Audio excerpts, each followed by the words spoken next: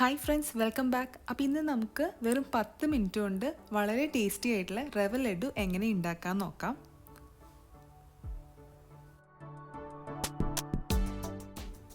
അപ്പം നമുക്കൊരു പാനിലേക്ക് ആദ്യം തന്നെ ഒരു 3 ടേബിൾ സ്പൂൺ നെയ്യ് ചേർത്ത് കൊടുക്കാം. നെയ്യൊക്കെ ചൂടായി വരുമ്പോൾ നമുക്ക് കുറച്ച് കശുവണ്ടി ചേർത്ത് കൊടുക്കാം. അപ്പം നിങ്ങൾക്ക് വേണമെങ്കിൽ ഇതിൻ്റെ കൂടെ കുറച്ച് ഉണക്കമുന്തിരിയൊക്കെ ചേർത്ത് കൊടുക്കാം. ഇവിടെ ആർക്കും ഉണക്കമുന്തിരിയുടെ ടേസ്റ്റ് ഇഷ്ടമില്ല, അതാണ് ഞാൻ ചേർക്കാത്തത്. അപ്പോൾ നമ്മുടെ അണ്ടിപ്പരിപ്പൊക്കെ ഇവിടെ നന്നായിട്ട് മൂത്ത് വന്നിട്ടുണ്ട്. ഇനി നമുക്ക് 1 കപ്പ് റവ ചേർത്ത് കൊടുക്കാം. അപ്പോൾ ചിലർ ഈ റവ ഒന്ന് പൊടിച്ചിട്ട് ചേർക്കാറുണ്ട്. അപ്പോൾ ഞാനിപ്പോൾ പൊടിക്കാനാണ് ചേർത്തിരിക്കുന്നത്. നമ്മൾ സാധാരണ ഉപ്പുമാവിനൊക്കെ എടുക്കുന്ന റവയാണിത്.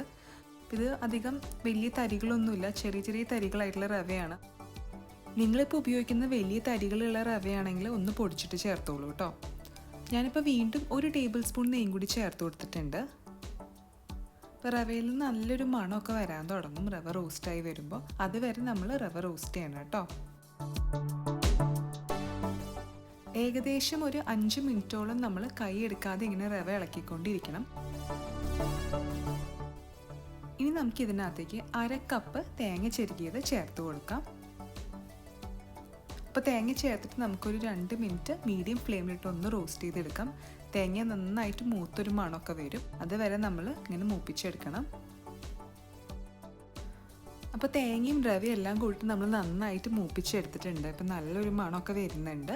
ഇനി നമുക്ക് ഇതിനകത്തേക്ക് 1/2 കപ്പ് പഞ്ചസാര ചേർത്ത് കൊടുക്കാം. പിന്നെ 1 ടീസ്പൂൺ ഏലക്ക പൊടിച്ചതും കൂടി ചേർത്ത് കൊടുക്കാം.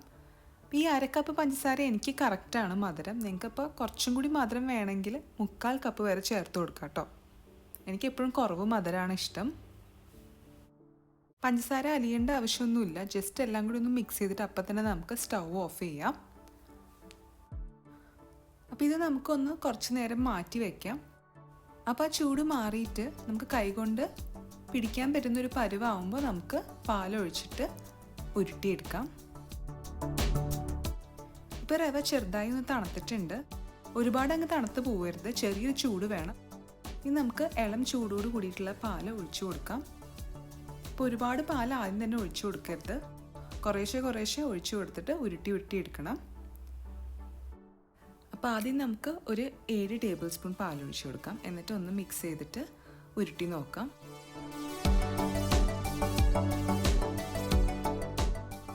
ഇപ്പോൾ കണ്ടില്ലേ, ഇതിങ്ങനെ പൊടിഞ്ഞ് പോവാണ്. അപ്പം നമുക്ക് കുറച്ചും കൂടി പാൽ ഒഴിച്ചു കൊടുക്കണം.